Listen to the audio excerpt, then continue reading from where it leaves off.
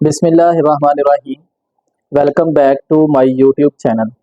Dear students, chapter number 4 cell cycle को हम discuss कर रहे थे। इसमें लास्ट लेक्चर में हम माइटोसिस को देखा था हाफ। अब इसका नेक्स्ट हाफ जो है वो हम आज देखेंगे। थोड़ा सा रिवाइज कर लेते हैं जो हमने फर्स्ट हाफ में पढ़ा था। उसमें हमने कहा था कि माइटोसिस की 4 टोटल फेजेस हैं।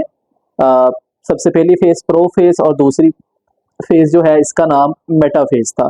तो मेटाफेज को थोड़ा सा रिवाइज कर लेते क्योंकि इससे नेक्स्ट आज हमने फेज पढ़नी एनाफेज। मेटाफेज में हमने पढ़ा ये था कि स्पिंडल फाइबर्स जनरेट होंगी और जाके क्रोमोसोम्स के साथ अटैच हो जाएंगी और क्रोमोसोम दरमियान में मेटाफेज प्लेट बनाएंगे और यहाँ तक हमारे पास क्या कंप्लीट हो गया था मेटाफेज। अब इससे नेक्स्ट हमने आज देखना है एनाफेज को। तो एनाफेज के अंदर क्या होगा ये मैंने इधर से इससे अगली स्टेज अब बनाया। अब यहाँ पर ये जो स्पिंडल फाइबर जो क्रोमोसोम्स के साथ अटैच हैं ये पुल करेंगी, या आप कह लें कि ये क्रोमोसोम्स को ऐसे क्या करेंगी अपने अपने पोल्स की जानब खींचेंगी। तो spindle fibre pull toward the pole, spindle fibre जो हैं ये अपने अपने पोल की जानब खींचेंगी। अच्छा, अब स्पिंडल फाइबर क्या करेंगी, क्रोमोसोम्स को दोनों तरफ से उन्होंने जकड़ा हुआ या पकड़ा हुआ है और अपने अपने पोल्स की जानब खींचेंगे। जब अपने अपने पोल्स की जानब खींचेंगी तो जो क्रोमोसोम हमें पता है कि 2 सिस्टर क्रोमाटिड से मिलकर बना होता है, तो दोनों जो उसकी सिस्टर क्रोमाटिड्स हैं वो एक दूसरे से क्या हो जाएंगी, अलग हो जाएंगी। आधी इधर चली गई या आप कहें कि एक इधर चली गई और एक हमारे पास दूसरे पोल के ऊपर चली जाएगी। अब जैसे ये देखें इन्होंने खींचा हुआ है तो हमारे पास ये क्रोमोसोम्स था। अब ये इसमें से ये सिस्टर क्रोमाटिड आधी इधर चली गई और आधी इधर, मतलब एक सिस्टर क्रोमाटिड इधर चली गई और दूसरी इधर चली गई। इसी तरह से इस वाली स्पिंडल फाइबर भी यही करेंगी। ये सारों के साथ जितने भी क्रोमोसोम्स थे अब ये टूट चुके हैं, जिसकी वजह से आधे क्रोमाटिड्स इधर चले गए हैं और आधे क्रोमाटिड्स इधर चले गए हैं। अब इससे क्या होगा, सिस्टर क्रोमाटिड्स क्या हो चुकी हैं, पहले ये जुड़ी हुई थी और मिलकर एक क्रोमोसोम बना रही थी, जबकि अब ये क्या हो चुकी हैं, सेपरेट हो चुकी हैं, एक दूसरे से अलग अलग हो चुकी हैं। तो यहाँ तक हमारे पास क्या है, एनाफेज कंप्लीट है। तो नेक्स्ट हमारे पास है टीलोफेज। अब टीलोफेज में क्या होगा, ये जो मजीद स्पिंडल फाइबर खींच के ने अपने अपने पोल्स की तरफ ले जाएंगी, इसी तरह से इस साइड वाली भी, और यहाँ पर इसके इर्द गिर्द क्या डेवलप होना शुरू हो जाएगा, जैसे ये मैंने इधर बनाया हुआ है, न्यूक्लियर इन्वेलप बनना शुरू हो जाएगा। और इसके साथ साथ आपको पता है जो न्यूक्लियस है, न्यूक्लियर इन्वेलप, ये न्यूक्लियस हो जाएगा और इसके अंदर न्यूक्लियोलस भी डेवलप होना शुरू हो जाएगा। तो न्यूक्लियर इन्वेलप और जो न्यूक्लियोलस है ये दोनों क्या होना शुरू हो जाएंगे, दोबारा से बनना शुरू हो जाएंगे। तो इसको हम कहेंगे रिफॉर्म होना शुरू हो जाएंगे। अच्छा, फिर ये जो हमारे पास क्रोमाटिन मटेरियल था या ये जो हमारे पास क्रोमोसोम्स थे, इन्होंने अब डीकंडेंस हो जाना है और दोबारा से इन्होंने किसके अंदर चेंज हो जाना है, क्रोमाटिन के अंदर चेंज हो जाए। क्रोमोसोम्स ने अब दोबारा से क्या बन जाना है, क्रोमाटिन। जैसे शुरू में हमने प्रोफेज के अंदर देखा था कि ये हमारे पास फाइबर नुमा धागा थ्रेड लाइक स्ट्रक्चर के अंदर दोबारा से ये कन्वर्ट हो जाएंगे और इस थ्रेड लाइक स्ट्रक्चर को हम क्या नाम देंगे, क्रोमाटिन। तो यहाँ तक डियर स्टूडेंट्स हमारे पास माइटोसिस जो है वो कंप्लीट हो गई है। और माइटोसिस तो नहीं आप कह लेंगे कंप्लीट हुई, यहाँ पर हमारे पास कैरियोकाइनेसिस कंप्लीट हो गई है। माइटोसिस की 2 फेजेस थी, कैरियोकाइनेसिस और दूसरी थी साइटोकाइनेसिस। कैरियोकाइनेसिस यहाँ तक कंप्लीट हो गई, उसकी 4 फेजेस हमने पढ़ ली हैं। अब कैरियोकाइनेसिस की डेफिनेशन हमने ये कही थी, डिवीजन ऑफ न्यूक्लियस। क्या यहाँ पर न्यूक्लियस देखें 2 बन चुके हैं, 2 अलग-अलग से न्यूक्लियस बन चुके हैं और न्यूक्लियस की डिवीजन हो चुकी है। फिर दूसरी डेफिनेशन हमने कही थी माइटोसिस में होती है साइटोकाइनेसिस। तो अब हमने देखना है साइटोकाइनेसिस में क्या होता है। इसकी डेफिनेशन पिछले लेक्चर के अंदर बताई थी, दोबारा से मैं मेंशन कर देता हूँ। साइटो मीन हमारे पास है साइटोप्लाज्म, या हम इसको सेल भी कह सकते हैं, और काइनेसिस का मतलब क्या था, डिवीजन।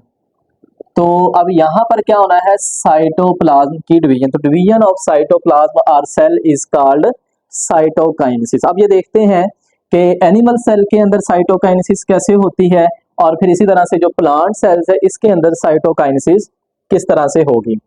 तो इधर ये मैंने दोबारा से आपके पास सेल बनाया है और ये दोनों इसके न्यूक्लियस बन चुके हैं, जिसको हम पिछले देख चुके हैं कि किस तरह से ये बने हैं। अब नेक्स्ट इस सेल ने डिवाइड होना है, न्यूक्लियस डिवाइड हो चुके हैं, अब सेल ने डिवाइड होना, तो सेल के अंदर ये दरमियान से सेंटर से क्या हो जाएगा, फर बनना शुरू हो जाएगा। अब सेंटर को हम क्या बोलते हैं, equator of the cell. Equator किसे बोलते हैं, खते मुस्तकीम को। अब मैं थोड़ा सा इसको अगर आप डायग्राम को समझाऊं आपको कि ये हमारे पास सेल था, अब सेल ने दरमियान से क्या होना शुरू हो जाना है, अंदर की जानब को इस तरह से करके पिंच होना शुरू हो जाना है। इसी तरह से इधर से भी सेल ने अंदर की जानब को इस तरह से करके पिंच हो जाना है। अब ये जो दरमियान में एक खम आ गया है, इसको हम क्या बोलते हैं, फर कहते हैं। फर का मतलब होता है खम आ जाना, तो ये दरमियान से इसके क्या आ गया, खम आ गया। अच्छा, फिर इसी तरह से यहाँ पर एक रिंग बनना शुरू हो जाएगी और इस रिंग को हम नाम देते हैं रिंग ऑफ माइक्रोफिलामेंट्स। तो यहाँ पर माइक्रोफिलामेंट्स की रिंग बनना शुरू हो जाएगी, जो कि मजीद कॉन्ट्रैक्शन करवाएगी और मजीद इसको, ये जो खम या फर बनी हुई है, इसको मजीद पिंच किया जाएगा, इसको मजीद वो तंग कर देगी।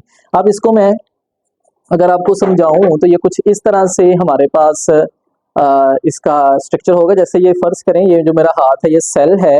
अब ये जो सेल है आहिस्ता आहिस्ता दरमियान से इक्वेटर से क्या हो रहा है, फर बना रहा है। अब ये फर ये बनी और ये इस तरह से बिल्कुल पिंच हो जाएगा। अब ये दो सेल बन चुके हैं, अब ये सेल अलहदा हो जाएगा और ये वाला सेल अलहदा हो जाएगा, और इस प्रोसेस को फिर हम क्या नाम देंगे, साइटोकाइनेसिस का नाम देंगे। अब यहाँ पर देखें, अब ये वाला सेल अलहदा हो गया और ये वाला सेल हमारे पास अलग हो गया, और इस तरह से हमारे पास ये दो सेल बन चुके हैं, इनके पास अपना अपना न्यूक्लियस है। तो यहाँ पर एनिमल सेल की क्या हो चुकी है, साइटोकाइनेसिस कंप्लीट हो चुकी है।